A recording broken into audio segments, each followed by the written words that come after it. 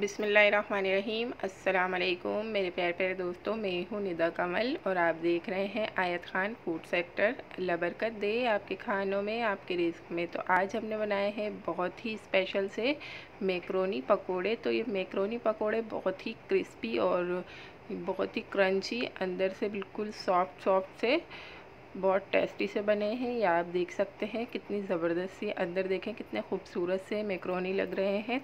Macaroni पकोड़े बनाने के लिए सबसे पहले जो आपने काम करना है, एक छोटे से प्यारे से बाउल में वाटर लेना है, उसे अच्छी तरीके से कुक करना है। तो कुक करने के साथ साथ हम इसके अंदर 1 टीस्पून ऑयल ऐड कर देंगे ताकि हमारी मैक्रोनी बिल्कुल भी चिपके ना। ऑयल और वाटर ऐड करने के साथ साथ यहाँ पर हम मैक्रोनी ऐड कर देंगे और इसे अच्छी तरीके से कुक कर लेंगे। इतना कुक करेंगे कि जिस तरीके से हम चावल की कनी रखते हैं। इसके बाद हम इसका वाटर ड्रेन कर देंगे किसी भी स्ट्रेनर में। और यहाँ पर मैक्रोनी बिल्कुल रेडी है पकोड़ों के लिए। हमने यहाँ पर एक प्यारा सा बाउल ले लिया है। बाउल के अंदर मैंने तकरीबन 1 पाव के करीब बेसन ऐड किया है। साथ ही इसमें हमने 1 टीस्पून धनिया ऐड किया है और 1 teaspoon chaat masala, half teaspoon salt add कर दिया है। और साथ ही इसमें हमने 1 टीस्पून ज़ीरा पाउडर ऐड कर दिया है और साथ ही इसके अंदर कुटी मिर्चें 1 टीस्पून ऐड कर दी हैं। अब ये हम अच्छी तरीके से बेसन के अंदर मिक्स कर लेंगे। और साथ ही इसमें हमने यहाँ पर कोरिएंडर लीव्स यानी कि धनिया पत्ता ऐड किया है और साथ ही इसमें 3 से 4 अदद ग्रीन चिलीज़ ऐड कर देंगे कि हमने बारीक बारीक कट की थी। और यहाँ पर मैंने प्याज ले ली है, इन्हें गोल रिंग्स में मैंने कट किया है, बड़े बड़े लच्छों में। इसे भी हम अपने बेसन में ऐड कर देंगे। और ये जो हमने मज़ेदार सी मैक्रोनी पकोड़ा बनाने के लिए मैक्रोनी अच्छी तरीके से कुक की थी। देखें सारी मैक्रोनी अलग अलग है, बिल्कुल भी चिपकी वगैरह नहीं है। आपकी भी मैक्रोनी ऐसे ही कुक होनी चाहिए। अब इन सारी चीज़ों को हम बहुत अच्छी तरीके से मिक्स कर लेंगे। सूखे में ही मिक्स करेंगे पहले इसे अच्छी तरीके से, ताकि बिल्कुल भी इसके अंदर वाटर ज़्यादा ना हो और ये आम पकोड़ों से बिल्कुल चेंज बनेंगे। मतलब कि इसके अंदर हमने वाटर बहुत कम ही ऐड करना होगा। ये देखें इस तरीके से मैक्रोनी का जितना भी वाटर था और सब एग्जॉर्ब हो गया है। और साथ ही अब हम इसमें वाटर ऐड करते जाएंगे और इसकी कंसिस्टेंसी बहुत देख कर रखनी है क्योंकि मैक्रोनी इसके अंदर ऐड हुई हुई है। यहाँ पर जितनी कंसिस्टेंसी चाहिए मैं आपको लास्ट में दिखाती हूँ, मैंने इसमें ऐड कर दिया है। और अब हम इसे अच्छी तरीके से मिक्स कर लेंगे। थोड़ा सा वाटर इसमें और ऐड कर देंगे। बस कंसिस्टेंसी आपने देखती रहनी है।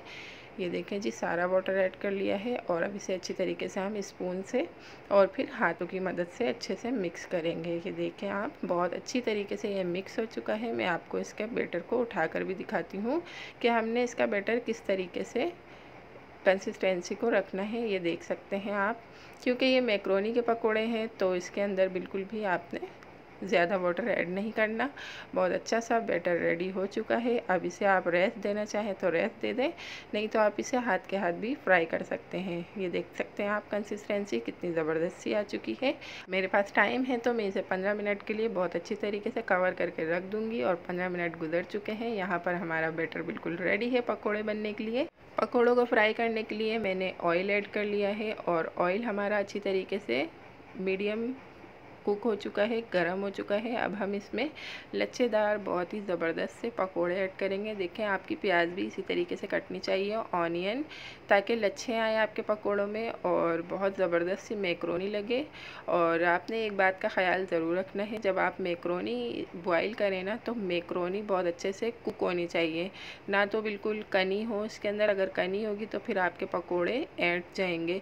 और अगर से ये बिल्कुल अच्छे से बिल्कुल मिकदार से कुक हुई भी होगी, जिस तरीके से हम राइस बॉईल करते हैं ऐसे ही हमने मैक्रोनी बॉईल करनी होगी। तो आप देख के अच्छे से मैक्रोनी बॉईल कीजिएगा। और ये देखें माशाल्लाह सुभान अल्लाह, बहुत अच्छे से हमारे पकोड़े एक साइड से फ्राई हो चुके हैं।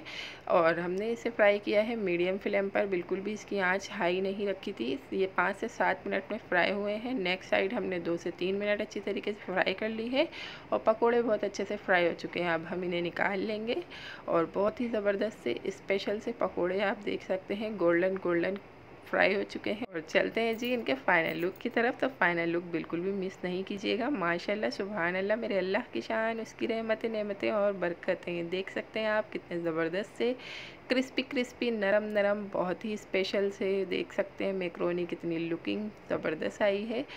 स्पेशल पकोड़े तैयार हैं। तो आप लोग इस रमज़ान ज़रूर ट्राई करें। और वीडियो में अगर कुछ भी अच्छा लगा हो तो वीडियो को ज़रूर लाइक कर दीजिएगा, इससे हमारी हौसला अफजाई होती है। और चैनल पर नए हैं तो सब्सक्राइब कीजिएगा। अल्लाह हाफिज़।